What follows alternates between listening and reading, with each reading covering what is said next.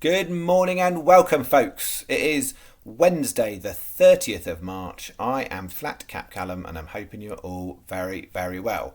Coming up today, we have got a half staking day. So I'm going to do one bet today, half stake.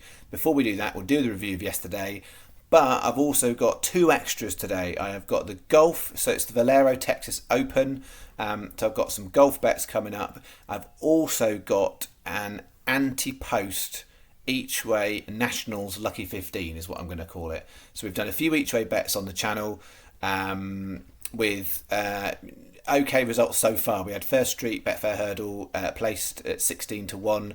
We had a non-runner in one of them, and we've tipped up Enjoyed Allen 33s for the National, and it's now into 12 to 1. So we haven't raced. But also, if you look back on some of my Cheltenham content we'll go with, then each of those Cheltenham anti-post videos I put out, there was enough of a gem in there to have made a profit if you back those. So this is, it's more about a funsy bet, I would say, than anything else, because I'm not going to record it in the statistics. Trying to land these anti-post ones is very, very tricky, much harder than an average day's racing. It's more of a take it or leave it. It's kind of there as a bit of a fun option for you. Okay, so yesterday's betting was really poor. So it was a really, really poor day. So I made it 20 on, 160 back for an each way double. That's all it was. So 25 on so far this week and £1.60 back. But to put that into context, that is a fifth of what we made the week before. So although it's a terrible start, there's context to be had. So what did we have?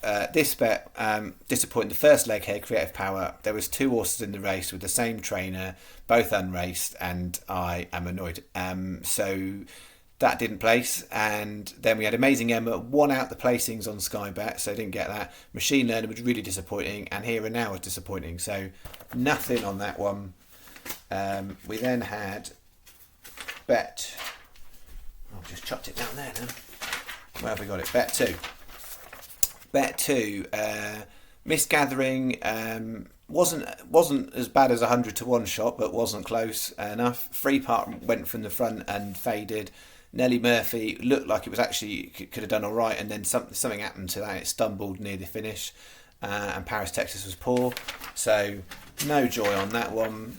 This one looked bright as Zoffman placed, but then Eagle One didn't, so nothing back on Bet 3.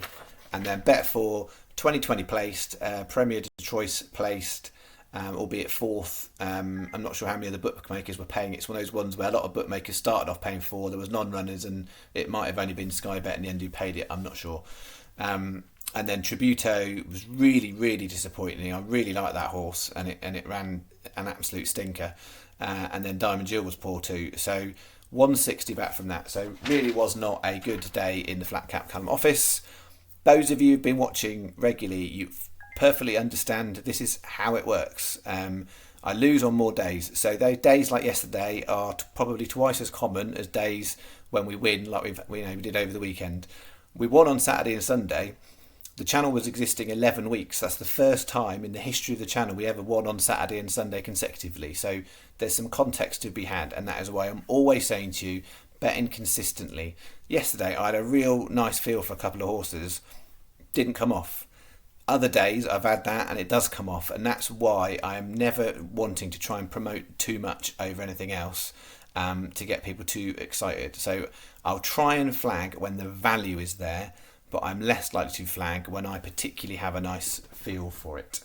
So that was yesterday's. Today we've got one bet. I'm going to do a £10 bet. So the other day, on Monday, we had one bet and it was £5 bet. It was because I've viewed that as a weak value Lucky 15. This one is decent, but no necessarily better or worse than the average I put out. I'm just doing it as half stake today because it's better than Mondays, but don't be going crazy. So here was what I've got. 4 horses. I'm trying here inadvertently looking like any other tipster. I've literally got a horse in each meeting. That wasn't deliberate, that's just the way it's worked out. So 130 Lingfield, Union Spirit, Sky are 4. There's quite a few other bookies that are 4 on that race, 18 to 1. Then got 245 Wincanton, Sky are the only ones 4, but I would take the bet for 3. Broughton's Rhythm 33-1. I've had it before on the channel. I've followed that horse for a while. I'm convinced it's going to come in at some point at a decent price. Whether it's today or not, I don't know. It's a touch inconsistent, and it's 13 years old, and that will make a lot of people run for the hills. But that horse has got some potential. A lot of the horses in this 245 are unraced over chases, so you never quite know. Some of them could be decent, some of them will need the first run. Broughton's Rhythm's run 17 times over chases and never won. That's a great selling point. 440 market raising, Miraculous Getaway 17-2. Sky the only one's 4 on that one, but I'd still take the bet. And then 7 o'clock Kempton Deerheart. So the Gosdens have got 2 in this race, and I'm going with their second string, 17-2 Deerheart.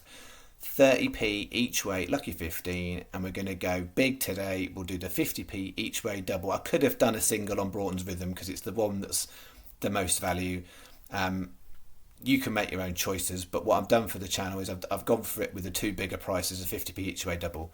So it's a fairly straightforward bet to decipher whether we win or not here.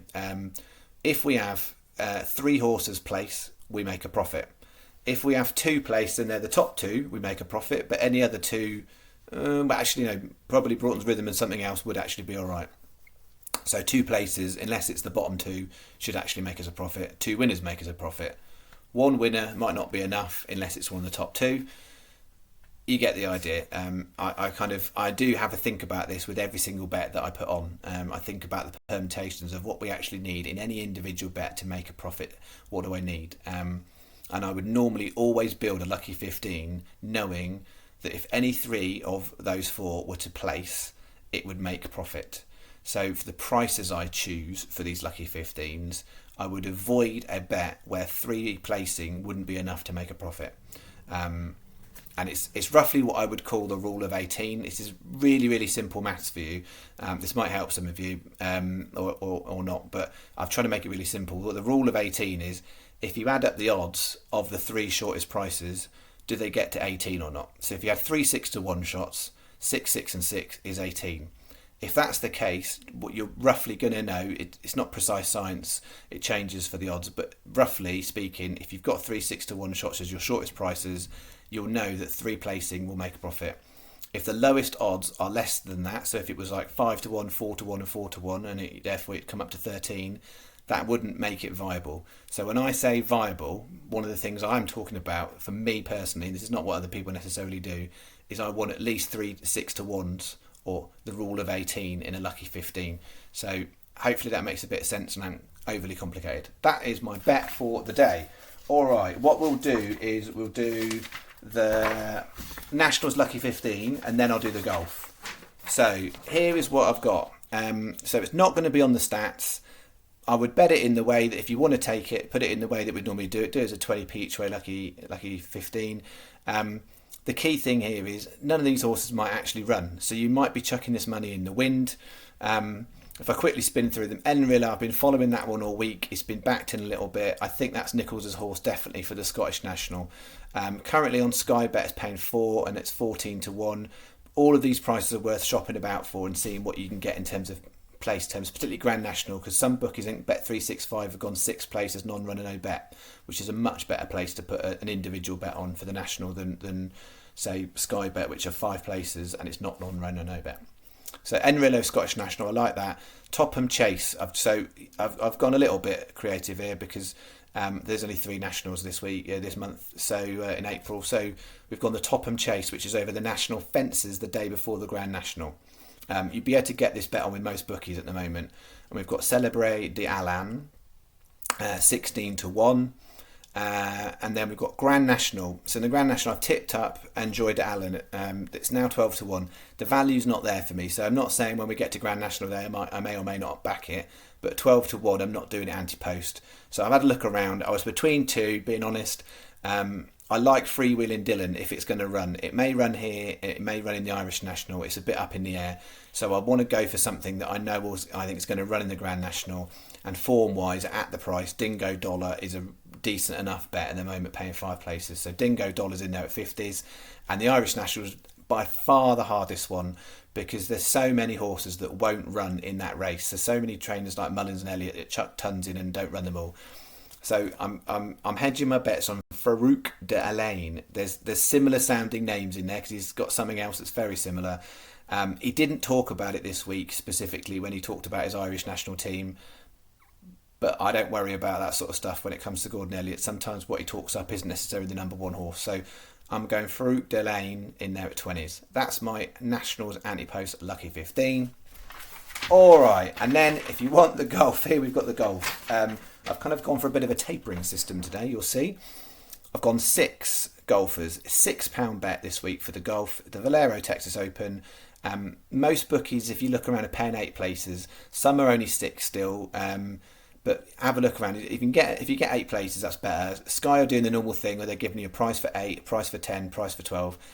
Overall, you dilute the value, so you're more likely to get in place money, but then you dilute the value if you get a winner on the golf.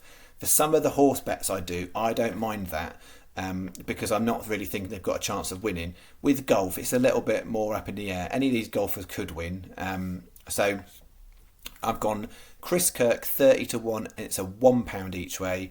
Charlie Hoffman 50 to 1, 80 pence each way. Anaban Lahiri 80 to 1, 50 pence each way. Camilo Villegas 250 to 1, 25p each way. Kevin Chappelle 175 to 1, 25p each way. Jimmy Walker 250 to 1, 20 pence each way. So basic gist here is any one of these finish in the top 8 and we've made a profit. 2 or more finish in the top 8, we make more profit. Anyone wins, we'll be very, very happy indeed. That's how we've done the £6 golf bet today.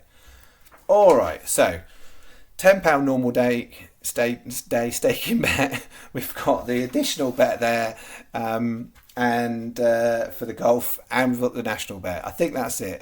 My mind's a bit blown. I'll be honest, there were some kooky things going on in comments on my videos in the last 24 hours, but all sorts of weird, random stuff from like people offering to sell me racing tips.